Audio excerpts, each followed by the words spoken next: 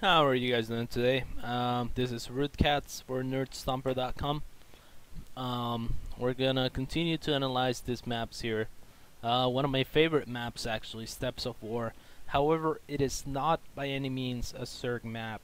On this map, I strongly believe that you have to be super aggressive. That is because of the close rush distance.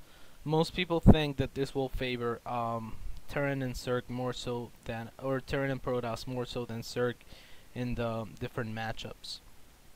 So let's go over every matchup really quickly. Zerg versus Zerg.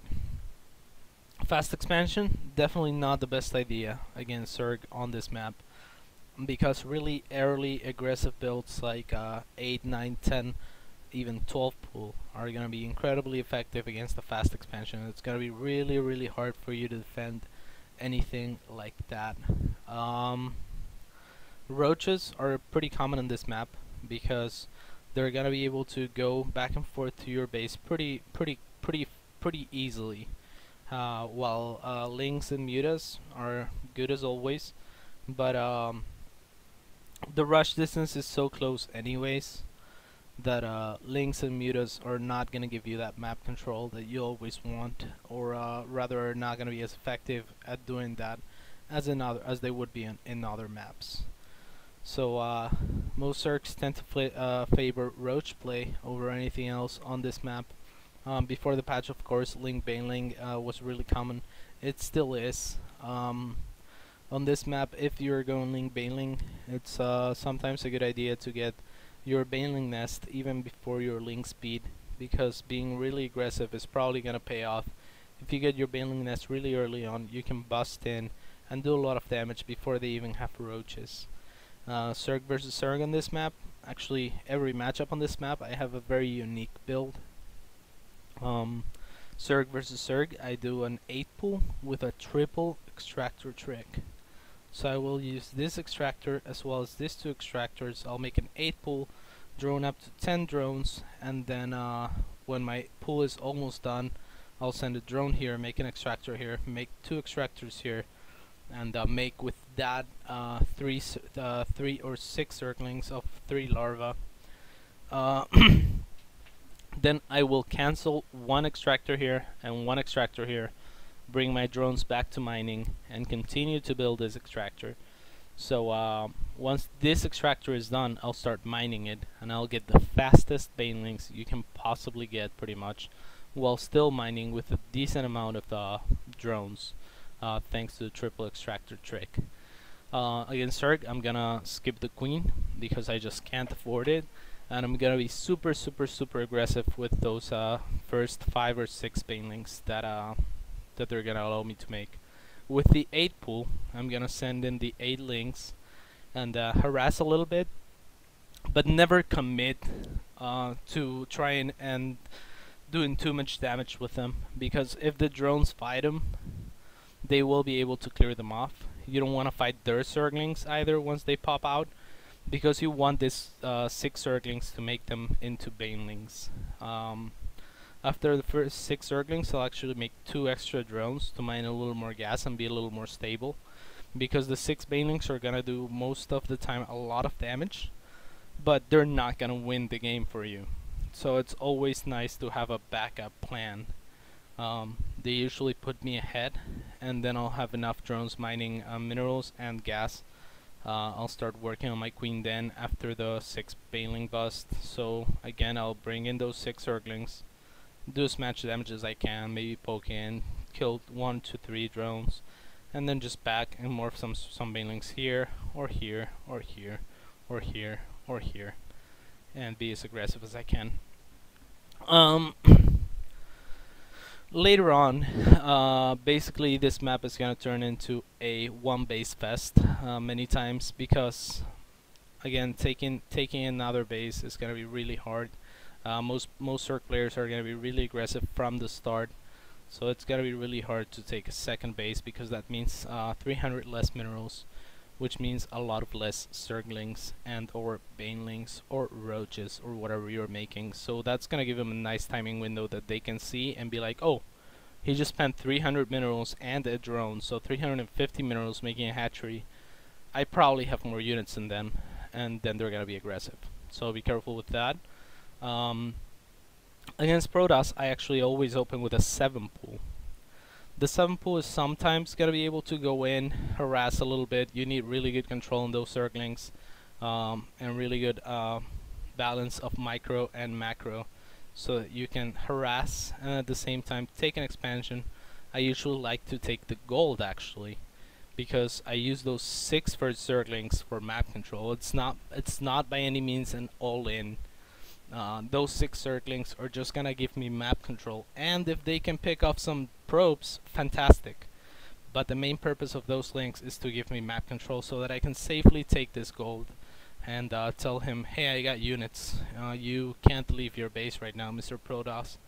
And once my gold is done, or my expansion is done here, whatever I choose to do, if it is the gold, I'll transfer many of my drones mining minerals here and just leave the ones mining gas here. The answer to my 7 pool is normally to make a lot of gateway units, because they think, oh, well, he doesn't have that much of an economy, I should probably attack him soon and break him. So sometimes they go for a 5 warp gate all-in and stuff like that, and that's when the gold is gonna kick in, and I'm just gonna be able to make a lot of Zerglings. And if they go heavy on Zealots and Sentries, I'll make Banelings. So again, the more Zealots and Sentries I see, the more Banelings I make. The more Stalkers I see, the more Zerglings I make. If I see anything else, I will try to keep this Overlord here at the start, so that I can suicide it later on for information. If I see, of course, something like a starport, I'll make an extra queen here and an extra queen here, so I'll have 2 at each base. Try and be as safe as possible against Void Rays. If I see 2 starports, of course, I'll make more extra queens, because that will tell me, okay, he won't have many ground units, but he will have a lot of air units, so I better be ready for that. If I see any other sort of tech, if I see a faster robo or something like that, I'll try to make my lair faster and react accordingly. If I see Colossus, of course I'll go Corruptors or Mutalisks, since I'll be running off of 2 base while they're running off of 1. If I see that they're dropping an expansion, usually I can actually break that with Zerglings and Banelings. And if they're being super safe and committing a lot to cannons and stuff like that rather than units to make their expansion safe, well, I'll just take the other gold, or my natural, or the entire map. Against Terran, I have a very unique build on this map as well. Usually I pull 4 drones, that is when my Overlord is almost done. I will pull 4 drones and try to harass and delay their barracks that is usually going to be building here or here. So try and harass that SCV, delay their barracks. That's going to delay their orbital command as a consequence of that, of course. And that's going to result into less income for that. In order to defend from the 4 drones harassing, they're going to have to pull at least 5 SCVs. If they pull at 4 SCVs, I'll try and fight them. We should have a small edge because the drones are going to regenerate, and they're going to be regenerating times 4, while the SCVs are going to keep continue to lose HP. So just be sure to micro those drones as best as possible if you're trying to go for this. Otherwise, more standard play would be some roach harass. They usually will wall the ramp, so roaches, if you have that Overlord, well, rather here, you'll be able to pull that Overlord here so you can see up the ramp. And now roaches with 4 range are going to be able to poke in, kill a few Marines here, maybe a Marauder or 2, but most importantly harass their supply depots and their barracks here, and force some defense like bunkers and stuff like that. So that should give you nice map control and freedom to expand as much as you possibly can. So that's pretty much gonna be it for this map. It's a really strange map. Be sure to take advantage of this golds. The watchtowers are gonna serve no more purpose than to give you vision over these golds and try to keep them safe. for this reason, I always try to keep circling right outside their base, so that it will give me as much scouting information as I can.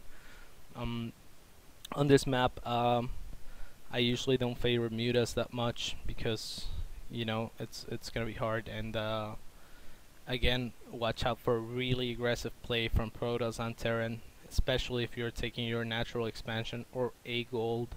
It's gonna be really hard to defend. So try and keep an eye, try and scout as much as possible, and react accordingly. Spine crawlers are pretty viable on this map, but it's always nice to drop a creep tumor here. Alright. So that's pretty much gonna be it for this map. Steps of War. It's a really interesting map that forces you to change your play a lot. So try and adapt to it as much as possible. I really hope this helps. And I'm out for now. Take care, guys.